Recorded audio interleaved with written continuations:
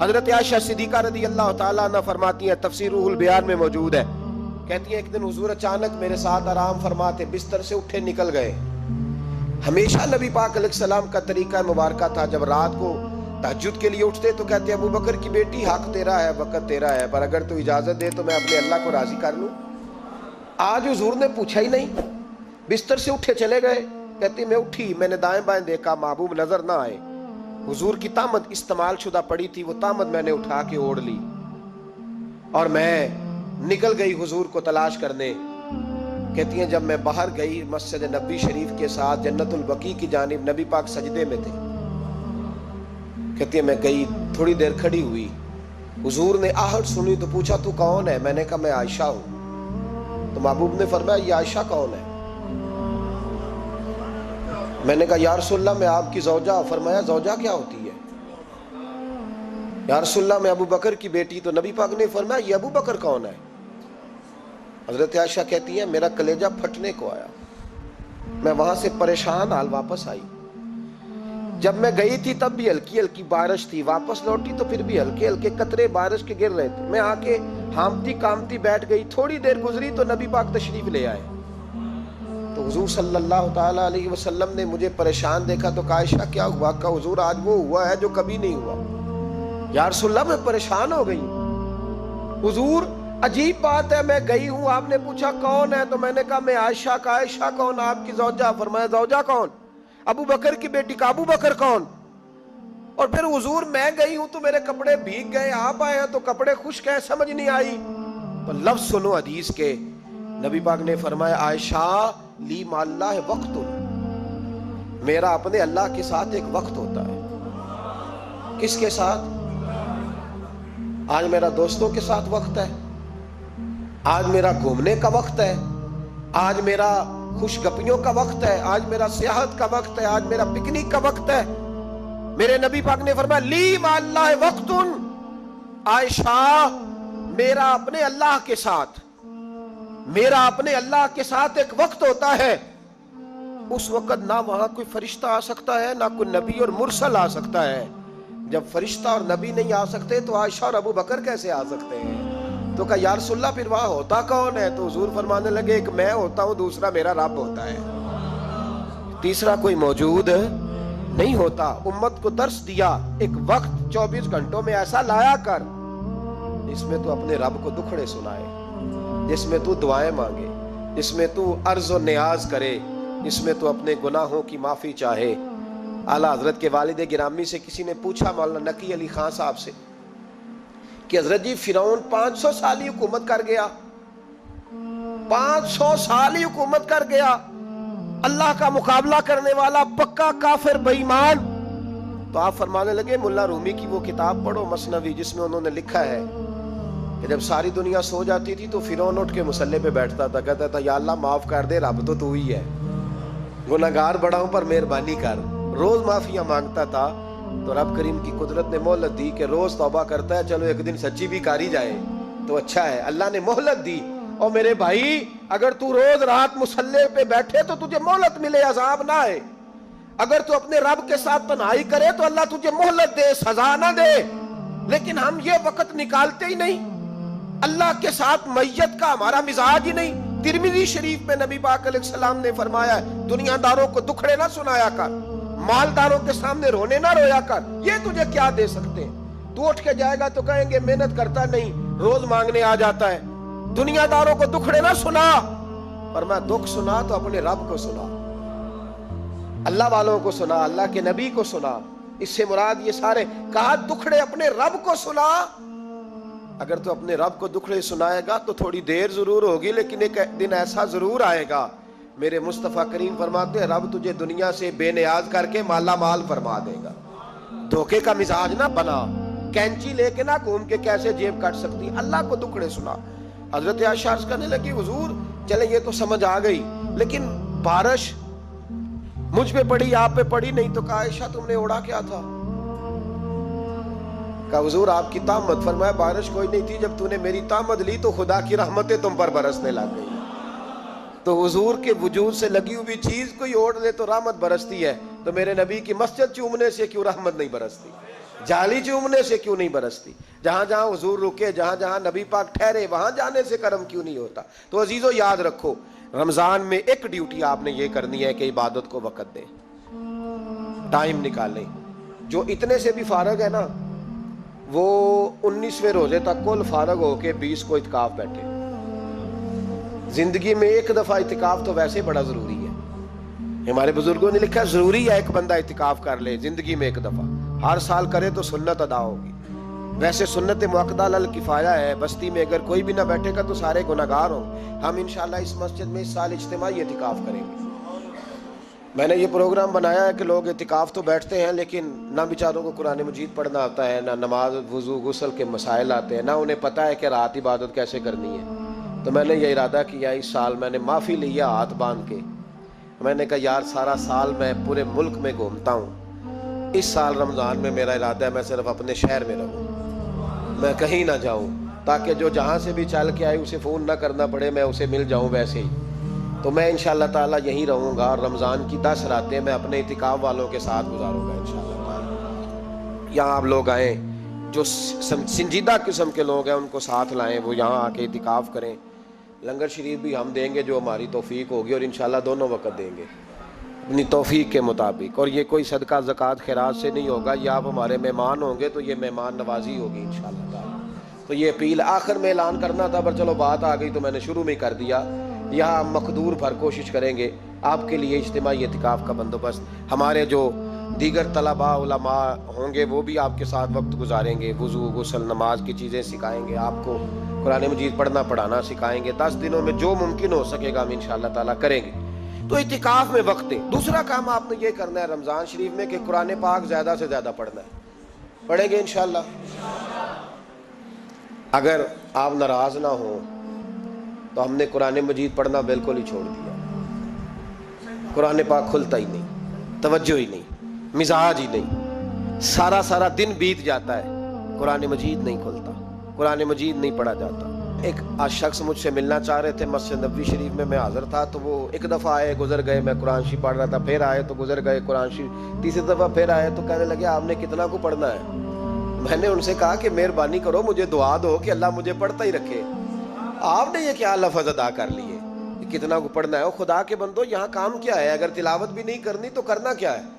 वहाँ मैं अक्सर कहता हूँ कि चूँकि हम तो मसीतड़ हैं, हमारा तो मिजाज है मस्जिदों में रहने का, चूँकि आम लोगों का मिजाज नहीं होता तो वहाँ भी बाज़ारों को टाइम ज़्यादा देते हैं, ख़रीदारी में वक्त ज़्यादा लगाते हैं। अगर हमारी तबीयत मस्जिद में बैठने की हो, कुरान पाक पढ़ने की हो, तो बड़ा ज़ौक़ बन जाए। कुरान मजीद इमाम आज़म अबू हनीफा इमाम आज़म रमज़ान शरीफ के अंदर 61 कुरान मजीद पढ़ा करते थे। कितने? 60 और 1 61। एक कुरान शरीफ दिन में पढ़ते, एक रात को पढ़ते, पूरे दिन में कुरान मजीद ख़त्म करते, एक रात को। और आप फरमाते हैं 61वां कुरान मजीद वो था जो मैं तरावियों में सुना करता था। 61 कुरान पाक आप हर रमज़ान में पढ़ा करते थे। मेरी आपसे गुजारिश है, एक सिपारा मस्जिद में पढ़े रमज़ान में, एक सिपारा घर में पढ़े। मस्जिद में पढ़ेंगे तो मस्जिद का हक अदा होगा, और घर में कुरान पाक खोल के बैठेंगे तो बच्चे भी आके पास बैठ जाएंगे, छोटे छोटे बच्चे। ये कभी तजर्बा करना, ये बख्शिश का जरिया है। जब आप बच्चों की माँ सवेरे सवेरे बड़ा अच्छा दुपट्टा लेके और मुसल्ला बिछा के और कुरान मजीद की रेल रख के और फिर उसको खुशबू लगा के जब खोलती है ना, तो उसकी जो 2-2.5 साल की बच्ची होती है वो भी कहीं से दुपट्टा ढूंढने लग जाती है, वो भी दुपट्टा लेके आती है और दाएं बैठती है। उसका जो 4 साल का बच्चा होता है ना, अगर अब्बा बैठा है तो 4 साल का बच्चा भी कहीं से टोपी ढूंढ के लाता है, उसे पढ़ना नहीं आता, लेकिन वो भी आके ना सिपारा लेके बैठ जाता है। मैंने देखा है बच्चे थोड़ा थोड़ा हिलने लगते हैं। कसम अल्लाह की इज्जत की, मुझे ऐसे लगता है कि जब बेटियों के बीच माँ बैठ के कुरान पढ़ती है और जब बेटों के बीच बाप बैठ के कुरान पढ़ता है, तो मुझे लगता है खुदा के फरिश्ते भी आसमान के दरवाजे खोल खोल के देखते हैं, खोल खोल के दरवाजे देखते हैं कि ये किस तरह का रंग है कि छोटा सा बच्चा, तोतली जुबान। मुझे वो हदीस पढ़ लेने दो जो इमाम जलालुद्दीन सयूती ने रवायत लिखी है। फरमाया हजरत ईसा अलैहिस्सलाम में कब्र के पास से गुजरे तो अजाब हो रहा था, चंद घंटों के बाद गुजरे तो वहीं रहमतों का नुज़ूल हो रहा था। हजरत ईसा अर्ज़ करने लगे मौला मेरी मजाल नहीं मैं पूछूं, चंद घंटे पहले यहाँ अजाब था, अब यहीं करम हो रहा है। اللہ اب اس نے کوئی نیک عمل کیا تو ہے نہیں، قبر میں تو عمل ختم ہو جاتا ہے، اتنا کرم کیسے؟ تو رب کریم نے فرمایا موسیٰ بندہ بڑا گناہگار تھا، پاپی تھا، سزا کا حقدار تھا، پر جب انتقال اس کا ہوا تو بیوی اس سے پہلے حاملہ تھی، اس کے انتقال کے 2-4 مہینے بعد بچہ پیدا ہوا، پھر اس بیوی نے بچہ پالا، آج 4.5 سال کا بچہ مکتب گیا ہے، استاد نے بسم اللہ شریف پڑھائی ہے، اس کے بچے نے توتلی زبان پہ کہا بسم اللہ الرحمن الرحیم، تو مجھے حیا آئی ہے کہ اس بیچارے کو ابھی لفظ نہیں ادا کرنے آتے، زمین پر بیٹھ کر یہ توتلی زبان سے مجھے رحمان اور رحیم کہے اور میں اس کے باپ کو سزا دوں، بس بچے نے ایک دفعہ بسم اللہ پڑھی ہے، میں نے باپ کے سارے گناہ معاف فرما دیے، مہربانی کرو۔ ایک سپارہ گھر میں، ایک سپارہ مسجد میں، یہ ضرور آپ نے روٹین بنانی ہے۔ مسجد میں پڑھیں گے تو مسجد کا حق ادا ہوگا، گھر میں پڑھیں گے تو بچے بھی پڑھیں گے۔ اور تیسرا سپارہ وہ ہے جو آپ نے تراویح میں سننا ہے۔ کتنے سپارے ہو گئے ایک دن میں؟ 3۔ تو رمضان میں کل کتنے ہو گئے؟ 3 قرآن پاک۔ کتنے قرآن پاک جی؟ 3 قرآن مجید، ایک سپارہ دن میں، ایک رات میں، تو آپ کا 10 دن کے اندر انشاءاللہ قرآن پاک ختم ہو جائے گا۔ کریں گے انشاءاللہ تعالی؟ یہ ذہن بنائیں، یہ ذوق پیدا کریں، اور قرآن پاک کا ایک حرف پڑھیں تو اللہ 10 نیکیاں دیتا ہے، اور رمضان شریف میں 70 گنا بڑھ جاتی ہیں۔ تو اب ذرا ضرب دے لو، بات کہاں جائے گی؟ تو رمضان المبارک میں قرآن پاک سے، میں نے کہا کوئی اخبار نہ دیکھو، کچھ نہ دیکھو، سارا دن بس قرآن پاک دیکھو، سارا دن قرآن مجید پڑھیں، قرآن پاک سے دل لگائیں۔ حضرت عبداللہ ابن مسعود رضی اللہ تعالیٰ عنہ فرماتے ہیں نبی پاک صلی اللہ علیہ وسلم نے مجھے بلا کے کہا مجھے قرآن پاک تو سنا۔ میں نے کہا یا رسول اللہ آپ پہ نازل ہوا ہے، میں آپ کو سناؤں؟ تو فرمایا میرا دل کر رہا ہے میں تجھ سے سنوں۔ حضور کو زیادہ آتا تھا نا، تو کبھی کبھی آپ سمجھ لیں کہ آپ کو زیادہ آتا ہے، لیکن پھر بھی سامنے والے، میں اکثر کہتا ہوں مدرسے کے طلباء سے، میں کہتا ہوں آپ قاری اور حافظ تو ہو گئے ہو، پر کبھی کسی اور سے بھی سنا کرو، کہا کرو سناؤ یار 2 آیتیں، دل کر رہا ہے۔ حضرت ابی بن کعب رضی اللہ تعالیٰ عنہ کہتے ہیں نبی پاک تشریف لائے تو مجھے کہنے لگے ابی ادھر آ، میں تجھے قرآن پاک سناؤں۔ میں نے کہا یا رسول اللہ مجھے فرمایا مجھے اللہ نے حکم دیا ہے کہ میں تمہیں سناؤں۔ حضرت ابی رو کے کہنے لگے یا رسول اللہ رب کریم نے میرا نام لیا ہے؟ میں کہاں وہ کہاں؟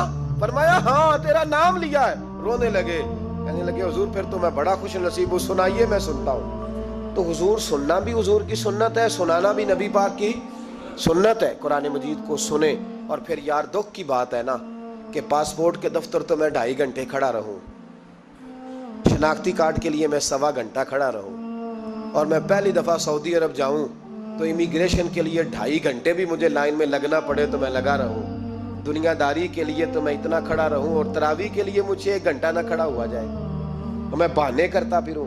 تو پھر یاد رکھو وہ حضرت سیدہ اسماء کہا کرتی تھی نبی پاک نے مجھے کہا تھا اسماء اللہ کے راستے میں گن گن کے نہ دینا ورنہ وہ بھی تجھے گن گن کے دے گا۔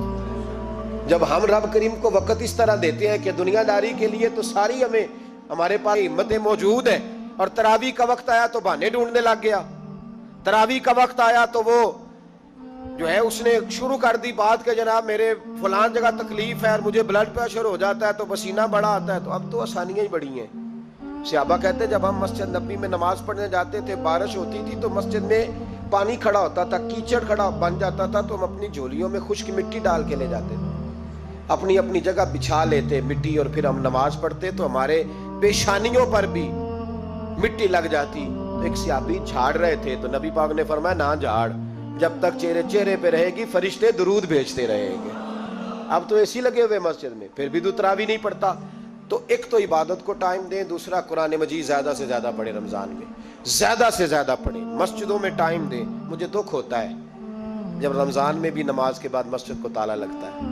اگر ہم سارے آئیں مسجدوں میں، ہم رمضان شریف کے اندر وقت دیں، جس کے پاس ٹائم ہو وہ آ کے بیٹھ جائے، قرآن مجید کھول لے، تو میرا خیال ہے کہ مسجدیں بھی ہمیں دعا دیں گی کہ دیکھو ہر وقت انہوں نے میرے اندر تلاوت کی۔ ایک اور بات بھی عرض کرنی ہے، یہ مجھے کہا گیا ہے، میری اپنی طرف سے نہیں، یہ مجھے روکا دیا گیا ہے، کہہ دوں پکے نمازی ناراض تو نہیں ہو جائیں گے؟ جو پکے نمازی ہیں مسجدوں کے وہ میرے ساتھ وعدہ کریں ناراض تو نہیں ہو جائیں گے؟ نہیں تسی نہیں بول دے تساں ہو جانا، پکے بول دے نہیں پے، پکے گھور دینے پے، پکے نمازی، یہ پکے نمازیوں سے بات، ناراض تو نہیں ہو جائیں گے؟ یہ بول کے بتائیں، انشاءاللہ کہیں۔ کچے نمازیوں کو شکوہ ہے کہ پکے نمازی رمضان میں ہمیں گھورتے ہیں، रुखे दिए मुझे उन्होंने। कहते पक्के नमाजी, कहते फसली बटेरे आ गए ने। ये ज्यादती है, ये जुल्म है।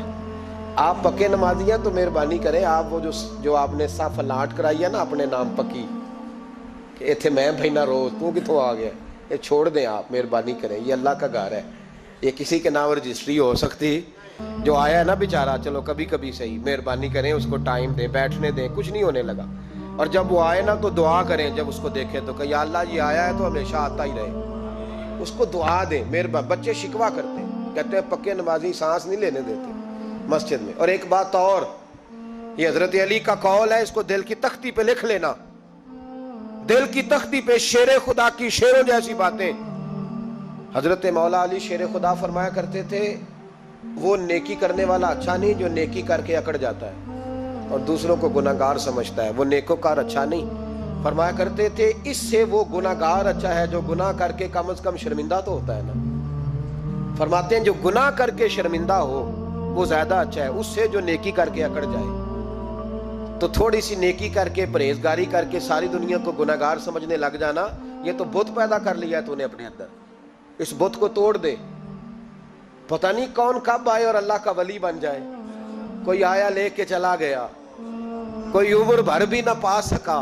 मेरे मौला तुझसे गिला नहीं, ये तो अपना अपना नसीब है। तो मेहरबानी करें पक्के नमाजी, थोड़ी शफकत करें। ये मैं सबसे नहीं कह रहा, जो घूरते हैं सिर्फ उनसे कह रहा हूँ। कुछ पक्के नमाजी हैं तो अल्हम्दुलिल्लाह दिल के भी बड़े पक्के हैं, सोच के भी बड़े पक्के, अच्छे हैं, खूबसूरत लोग। लेकिन कुछ ऐसे लोग हैं, हमारे शहर के एक डॉक्टर साहब हैं, मैंने कहा आप नमाज मस्जिद में पढ़ा करें। उनकी उम्र काफ़ी ज़्यादा हो गई है, तो कहते हैं हजरत मैं पढ़ूंगा इंशाल्लाह। उनको मैंने दवाई लेने गया तो मैंने वहाँ भी मैंने बात शुरू कर दी।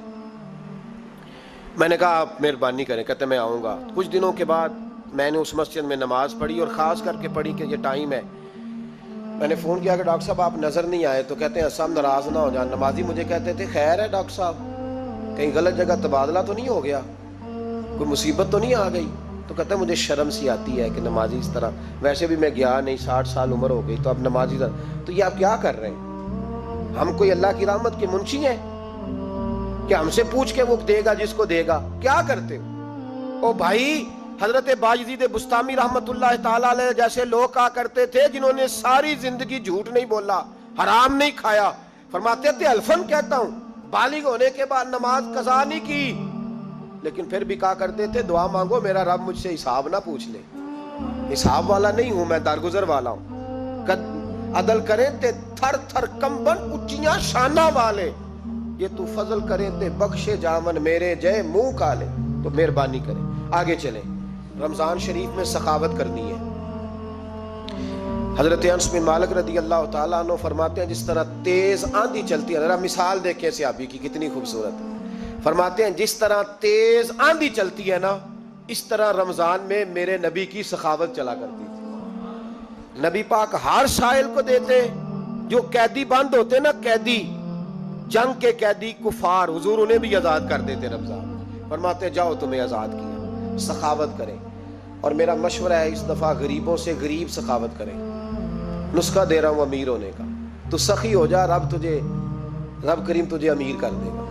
सखी बन जा। माला वाले सखी नहीं होंगे ते सखियां कोल माल नहीं होंदा, इत्थे उत्थे दुआ जान नहीं, सखी कंगाल नहीं होंदा। सखी बन जाओ।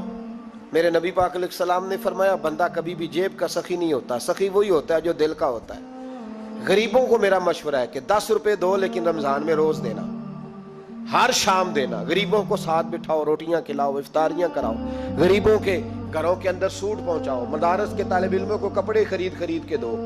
जो कुछ नहीं दे सकता वो एक मिसवाक ला के दे। ड्यूटी करो, अपने दाएं बाएं गरीबों का ख्याल रखो। जिन घरों में अक्सर देखते हो कि दाल का शापर जाता है, वहां रमजान शरीफ में सुबह सुबह गोश्त पहुंचाओ। मेहरबानी करो। गरीब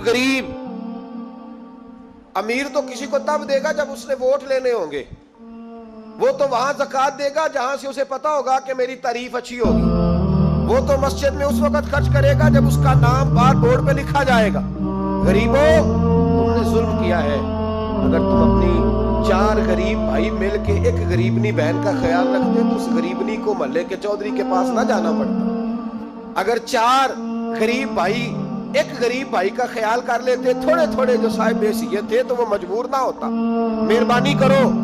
حضرت عبداللہ ابن عمر رضی اللہ تعالیٰ عنہ ہر روز مدینے کے مسکینوں کو ڈھونڈ کے لاتے تھے، فرماتے تھے کہ ان کو ایک تھیلا دینا میں عزت نہیں سمجھتا، ڈھونڈ کے لاتے غریبوں کو اور اپنے سامنے دسترخوان بچھاتے رمضان میں، اور پھر ان پہ کھانے چنتے اور فرماتے غریب کھائیں گے تو میرا اللہ راضی ہوگا، ساتھ بٹھا کے کھلاتے۔ ایک بڑی عجیب بات ہو گئی، گھروں میں ہو جاتی ہے، جن گھروں میں زیادہ مہمان آتے ہیں وہاں یہ مسئلے بن جاتے ہیں۔ ایک دن زوجہ کہنے لگی کھانا آپ کا یہ آج مہمان کو نہ لائیے گا، کہہ دیتی ہیں نا بیویاں کبھی کبھی، یہ نافرمانی نہیں۔ اگر آپ کو کھڑا کیا جائے نا رمضان میں روزہ رکھ کے باورچی خانے تو لگ پتہ جائے، اس کو نافرمانی نہ سمجھے، بیوی نے پکا کے نہیں دیا جی۔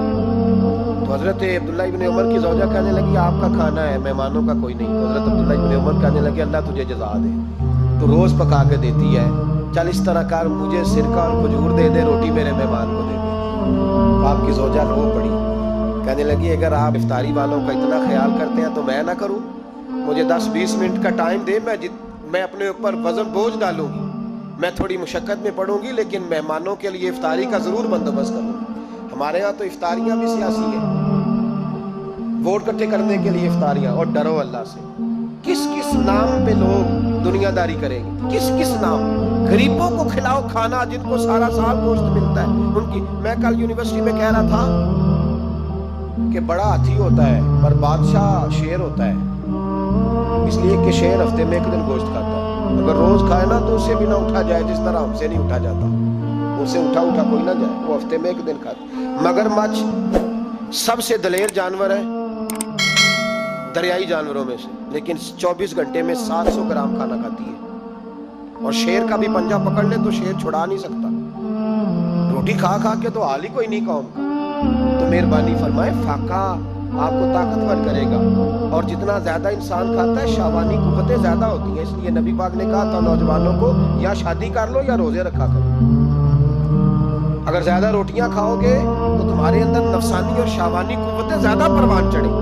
تو مہربانی فرمائے رمضان میں غریبوں کے فاقوں کا خیال کریں، انہیں پہنچا کے آئیں، گھر جا کے دے کے آئیں۔